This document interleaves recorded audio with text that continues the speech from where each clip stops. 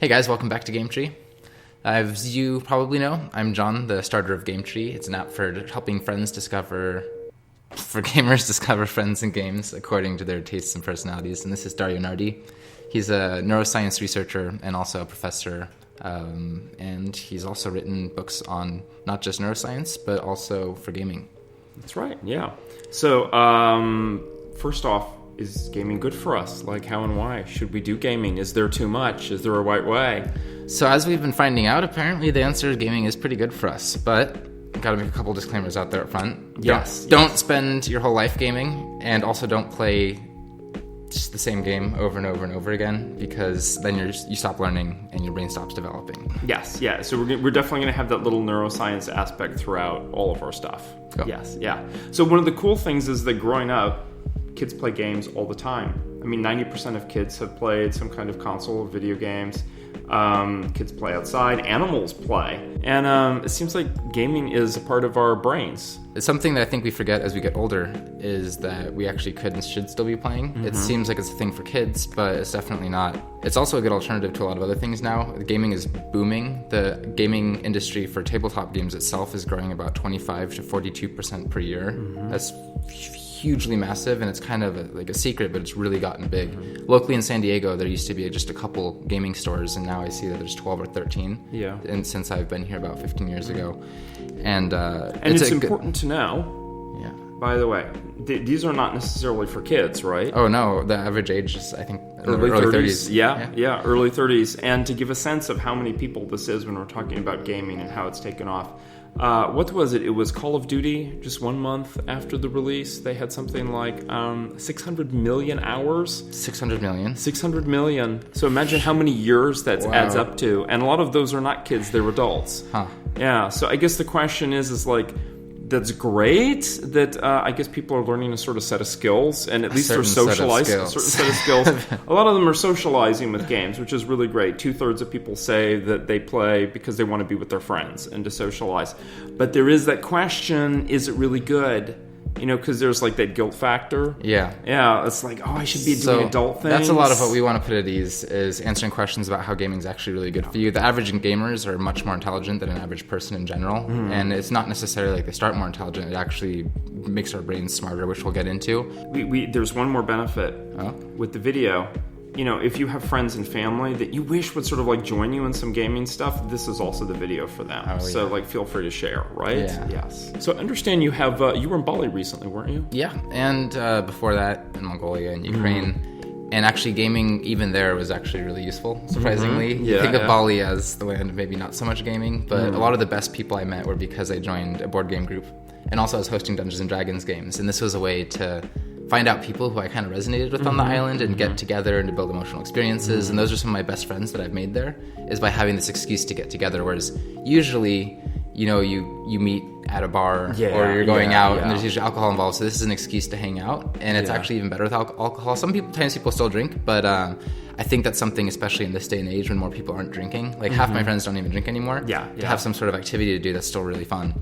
And other times I do these kind of like party game nights that maybe were a little bit more drinking or festive. Where it'd be a bigger mixed group, and we'd kind of play these like social deduction games or things like Dixit or like Mafia, and those were just really fun, and people look forward to these. And if people are in town, they could bring their kind of friends, and it's just such a good way to get people together. Yeah, absolutely. I love that you mentioned that there's different kinds of games, because there maybe is this stereotype that games either mean something like first-person shooters or they mean Dungeons & Dragons. That's how I was introduced. So I was, of course, I had done stuff outside when I was a kid, so we would like make little swords, and we would go out, and we had like a lot next door, and so it was very natural later to get involved with like, oh, there's this like tabletop role-playing game. We didn't even have acronyms then. You know, it was just like there were dungeons and there were dragons and dwarves and whatever it was. But really from that, it was great because it brought like a group of friends together, and it was very sad when they moved away, and there were so many stories I still remember from around the table. And just that being able to play sitting next to somebody. There was also the Ultima games, and so we would just be like going there until 4 a.m. And great for dating. If you can find somebody who likes even one same game that you do, like you'll cement a friendship or a relationship. Yeah, and it's good to keep relationships alive over a distance. Which Yes, is because if you talk every day yeah. or even every week, there's not always a whole lot to report. But if you have something to do together, you're building emotional bonds and you have like to actually experience things together, which I think is like a higher form of relationship building than just chit-chatting all the time nonstop. Yeah. And a lot of times we're doing some kind of like even light problem solving. We're using our imagination. And I think too, for people who are more shy, that there's this, gaming is this opportunity to meet people to play, and it's a little bit less threatening, and they might actually really shine. I mean, you've heard of people who like are head of guilds, for example, in World of Warcraft, and in real life, they're not doing anything special, but they have all these leadership skills that are potentially there. Yeah. And it's like, oh, okay, I actually do have that. It's like they are given the space to be the leader. Yeah, it's kind of like in our brains when we access memory, it's the same thing as reliving something. It's a read and write process. In games, it's like a simulation of real life. So if we're going through the motions, it's like simulating. For example, if you have certain power postures, like that affects things, or even just fake smiling. And so gaming, by role-playing as somebody, you're actually increasing your flexibility and your range of motion, whereas otherwise you can be maybe stuck in a loop or a neural circuit. And a lot of the alternative is passive entertainment, where you're watching a movie or a TV show or listening to music, and you're not really like that engaged in what you're doing. So gaming, once you can get it set up, I think has a lot more interactivity that can develop in a lot of different ways. I've seen this in looking at people's brain activity live as they're watching TV versus reading versus playing games. And of course, the brain activity is different depending upon what kind of game you're playing. So if you're doing Mario Kart, that's going to be a very different kind of brain activity than, say, Civilization. But the nice thing is, no matter what kind of game you're doing, unless it's just like completely repetitive, is much more than what you get with TV. So you measured this with the EEGs? I measured this with, EEG technology. And the cool thing is when people watch TV, it's actually not cool, but scary, but it's so clear that you wouldn't know that they were even asleep because the brain activity is so low. So I tell parents this, like, actually, it's much better for your kids to be playing a video game. I mean, of course, going outside, whatever, is great too, but especially with friends, a video game, way more brain activity than if they're just sitting and watching TV. I remember when I was growing up, my mom had asked a doctor, like, is it okay that he's playing games? And the doctor actually said it's really good for him to just make sure it's not the only thing that he's constantly doing. So I think now that we've started to get some of these, like, good evidence, there's really, like, we can push away some of these concerns that people have, like it's bad for your eyesight. It's actually not. It's actually really good for your eyesight and visual acuity skills.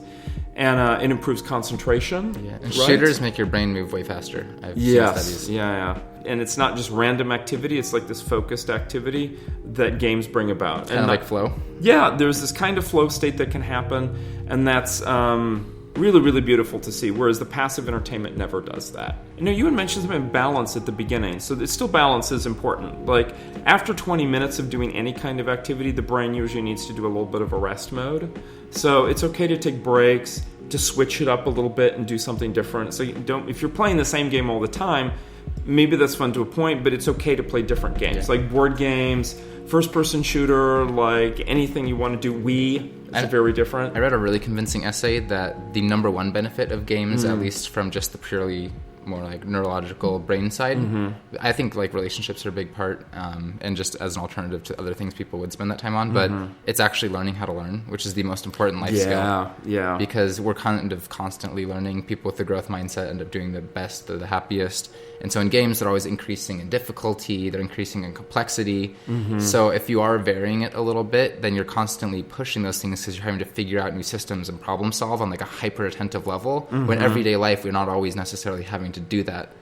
So I've seen that one of the biggest benefits is social for gaming. Especially because we're going in a trend now where people are becoming more and more isolationist, more lonely. So what I've seen in looking through this, because I experienced this personally, I moved to a new city, I would go to work, I'd play games online by myself, go back to work, and I was just stuck in this loop that was like one of the worst times of my life. And I was doing the right stuff. I was following the map of like get a job, not getting into trouble, and it was just horrible.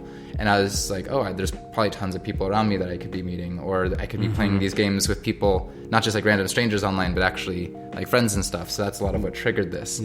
And as I dug into it deeper, I found out it's actually like a social problem, where since about 1985, I believe, the amount of loneliness has almost tripled. The amount of people reporting feeling like they have no close friends or that they're lonely, like tripled. That's not like 20, 30%. That's like huge. And that's also around the time that the internet started to take off.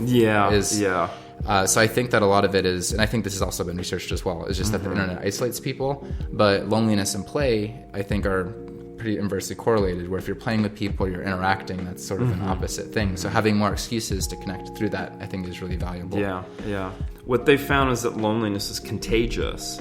So that when we have like a change of mood, like where we have lower expectations, either we start maybe interpreting people's responses, their body language negatively, or stop noticing those, that feeds on itself. You know, it's like... so it's a spiral and contagious. Absolutely. So I'd like to say, if you've ever watched like a group of little kids and one of them vomits, they're all going to vomit really soon. So there's this, you know, you want to sort of take that loneliness and nip it in the bud and say, hey, let's get out there and start socializing. Well, actually, speaking of kids real quick. Yeah. So historically, since we've been tracking this, older generations have been the loneliest, is the elderly. And this is the first time in recorded history where it's the youngest people who are the most lonely. And that's really surprising. And they're also playing a lot of games, but a lot of the times when you look at the table, they're on their phones and ignoring each other, or they're playing the games online alone. And so, like, I remember myself as a child, like, that's how I built most of my relationships. I'd invite friends over for games, or we'd play games online together, and that was, like, the way to keep in touch and have an excuse to hang out. And I've noticed that the industry is changing, where instead of playing with people in servers where you get to know people, you're just thrown in with a bunch of random people every time, and they're basically substitutes for AI. And there's so many games now that the odds of friends or people you meet playing the same games as you is too small, and there's barriers to entry to play each other's games. So it's become really hard to actually find these players, which is why the GameTree tool, I think, is useful. Again, check it out, because it really is a good way to find the right people. It is. And finding the right people, I mean, I was going to say basically this same idea that almost all of us were surrounded by some immediate family members, coworkers, whatever it is. But are those good relationships? And so when we talk about loneliness, what the really interesting thing is, you might wonder, for like people who are married, for example, so they're living with their partner, what's the chance that they feel lonely? You know, oh no, they're married, they don't feel lonely. No, actually, like this huge number, and I forget what it is, it's like 40% are still lonely, even with their partner. So I want to get into tabletop games a bit more. Oh, yes, please. I think that's one of the ultimate expressions. Yeah. Like, we've been dying to play Dungeons & Dragons together. You're right, it hasn't happened yet. Yeah, and that's a lot of why we connected in the first place. Is like, I was like, oh, he's one of the personality psychology experts of the world. And then I was like, oh, and he's into Dungeons & Dragons. That's right, that's right. Immediately, and same with a lot of the people in Bali or just across life. Yeah, I think it's remarkable that shops have opened, like coffee shops anywhere, where people come and play games. That's game shops. So just seeing exploding in different countries, China, Korea, of course, we've heard stories, for example, of people playing too much. But when we come to board games, it's a little bit of a different experience. I think it's a little bit healthier sometimes, because, yes, there are all those Cheetos in the middle of the table, and it's possible to get stuffed. But what is it that's changed? Well, one, I think, is the game design itself. And something like Dungeons & Dragons is very cooperative in nature. And there's this open-ended creativity that can happen. And overall, as you look at the different games that are out there, they're less likely to be things like Monopoly, where people just get knocked out immediately, and then it's like, or wherever, and it's like they can't keep playing. Euro games are the kinds you guys want to look for if you're looking for games that won't make people hate each other as much. Right. And even if it is competitive, which is fine, then, you know, the person still can do stuff. A good example is Settlers of Catan, which is known as the gateway game. So a lot of people who start with Settlers of Catan, it opens them up to playing more modern board games that are actually a lot better designed than games of the past that unfortunately more people are familiar with, but aren't actually quite as fun as modern games. I mean, it seems like, what is it? It's like 13.7 million people are active, regular Dungeons & Dragons players, which is a lot. Active at any given moment. Right. Oh. And so that does not include people who play like the second most common game, which is Pathfinder, or some of the other ones that are like World of Darkness or whatever, those kinds of tabletop role-playing games. And then if you look at D&D in terms of how many have played, period. Like, I've had that experience. Well, you look at, like, Hollywood right now. So many actors, directors are coming out all the time. There's even Harmon Quest, a show about people playing D&D in front of a live table audience with celebrities. So it's not a surprise then when we look at, like, 40 to 50 million people have had some kind of personal experience Oh, yeah. So there was this quote that I was reading about, the demographics and why has it changed. And some of it's like obvious stuff like rules making more sense to people and being streamlined. But another is this. Somebody said a game is not just a puzzle to be solved. It's a narrative to be created.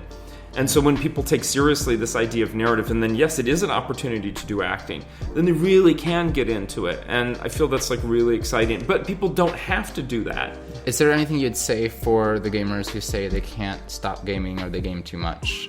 Because gaming is a slippery slope. There are a lot of benefits. And actually studies do show that people who game a little bit are actually better off on a lot of levels than people who game not at all or too much. Yeah. So I think it's like up to 20 hours a week or maybe a little lower than that. That's actually like more good for you than not. So what's to keep you from going over? A great example that I've given parents many times, they're like, our kids are always indoors, they're playing video games. I'm like, they love games. So just take them to play paintball or airsoft to like shake it up a little bit. Those are very physical. They're still getting to like do a lot of their favorite activities. That's why I would say, like, if you want more energy to play games, do moderate exercise. I don't mean like set yourself up, I have to get buff at the gym. I mean like go for a walk, do a little bit of jogging. So you're saying just have a balanced life. Yeah, balanced life. Do a little bit of yoga. You're going to find you're like so much more flexible. And number two, you'll actually have more energy. And we could get into this in future episodes about also ways to kind of manage your life, have rules for yourself to control your habits, because gaming can be a habit a lot. Yeah. Something that I've noticed with myself, like sometimes I start gaming too much. But I found with those things, like just being like, not just impulsively giving in to all of our desires constantly, but to have some rules around it. I do want to add one thing. If you really, really find that you have this huge passion for gaming, then consider doing what I did, which is saying, you know what, I want to make gaming a professional part of my life. Oh, yeah. And I'm not an esports guy. I'm more like a tabletop guy. And so I just maybe about 10 years ago, I said, let me write one game book and do the play testing and all of it, which was a great excuse to play. And then publish something and really go through the whole process, like artwork, editing, all of that. And I loved it so much, I've continued with it in different forms. Interactive fiction, like follow-up supplements. And not only that, as a teacher, go outside, have them play games, simulations. As a consultant, training simulations are a really great thing. So there are ways, like if you really, really love games, you're going to find a way to incorporate that into your life. And that's really cool when you can do that. And one of the other bigger trends is moving more towards play and gamification and things like that. Right. In general, yes. I really believe that the wonderful thing is if you're familiar with a variety of games, the future is probably going to have a lot of spots for you in terms of job opportunities, because more and more education, training, as you said, gamification is happening. So I think that we've talked about everything for this episode, right? Yeah. Okay, so, excellent. And what's episode 2 about? Episode 2 will be about personality types. It's a kind of broad space that can be scary for some people because there's a lot of different kinds of categories of people.